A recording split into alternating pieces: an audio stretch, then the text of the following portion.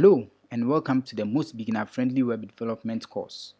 Before you get started, you should know that this course was specially designed for absolute beginners with no programming experience or for those who are struggling to understand the various concepts of web development. Also, I'll be posting a video or two every day for the next few weeks. Each video comes with a special gift, a nicely designed cheat sheet, and maybe some other resources. Please subscribe and click the bell so you don't miss any of the lessons or the gifts. The link for the cheat sheets will always be in the description box as well as the other resources that I'll be providing. Finally, I answer promptly to comments, so feel free if you have any question or any comment at all. Let's get started. Okay, so now that we are well oriented with regards to what programming is all about, let's quickly set up our environment. Now, there are two main things that we'll be needing. We'll need a browser, and then the second thing is a code editor. So for the browser, you can use any browser at all, but I'm yet to see a programmer who actually uses a browser other than Google Chrome. And this is because of a special feature that Google has built into Google Chrome called the developer tools, which you would be using a lot. If you don't have Google Chrome, open whichever browser you have, search, download Google Chrome. Then you press enter. All right, so the page it takes you to, you can click on the very first link. Okay, and then it will take you to the page where you can download Google Chrome. Okay, so once you are on that page where you can download Google Chrome, most of the time it will automatically detect the kind of machine you are using. So if you are using a Windows machine, this will say download Chrome for Windows. I've already downloaded it, so I'm not going to do that. So click on the download and then allow it to download. When it's done, you install it.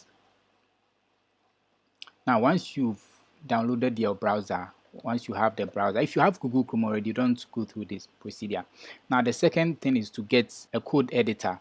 So there are a lot of code editors out there, a lot of them, but my favorites and what I've been using for some time now, Visual Studio Code. So let's quickly download.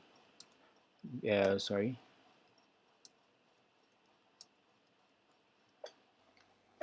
You can click on the very first link here. If you can just add, if you are using for Mac, you can see for Mac or for Windows, whichever. So you click, it takes you to the download page, and then once again you download and then you install. Okay, so if you arrive at the download page, you realize there's depending on which Windows you are running or which machine you are using, you have different options. So I'm using Mac, so I'll click on this and then it will download it for me. But I've already done that, so no need for me to do it again. So go ahead, and then you are most likely using a Windows machine. So click on the Windows and then follow the procedure to download your Visual Studio Code. I'm sure you already know how to install a software, so go through the procedure and then install the software. If you have any issues along the way, you can put them on our discussion page and then we'll look at it for you. Now, once you've downloaded Google Chrome and then you've gotten your code editor, there are a few things that you'd also want to do in the code editor. Go ahead and open the code editor. So if you're on a Windows machine, you know you have the icon on the desktop, so you click and open the Visual Studio Code, just like how you open any other code, any other application at all. Or if you don't find it on the desktop, you can also go to the search down there and then you definitely find it there. You can search Visual Studio Code and then it will help you find it. So you want to open your Visual Studio Code. Okay, so once your Visual Studio Code has loaded, you have, if you are doing this for the first time, you have a welcome message and all those things over here. You can close the welcome message up there. Once you've done that, I want you to click this button here.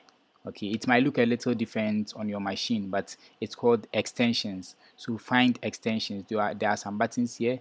This takes you to the file system. That is for searching through this application.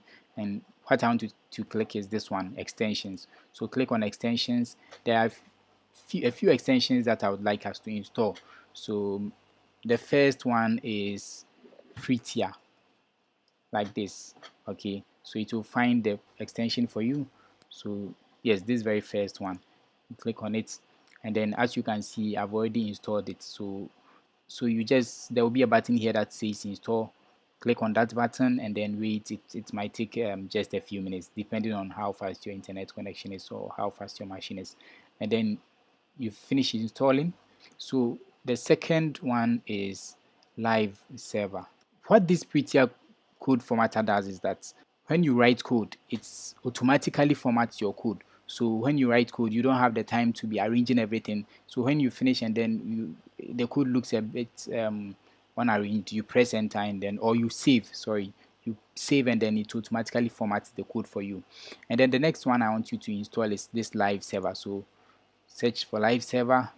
As you can see, I've already installed it, so you can install it here just like we did for. And what this live server does is that, when you are coding, right, you have one page where you'll be writing the code in, that's the code editor, right? You'll be writing the code in the code editor, and then you have a browser where you'll be viewing the changes you make. So as you can see, as they are demonstrating here, so you'll be coding on one side and you'll be viewing the changes. Before these live servers were created, when you code, it was a bit awkward. You code and then you have to save the file, go and open the file and run it to see what you've done. So you code, then you go and refresh again here, you code here, you go and refresh again here.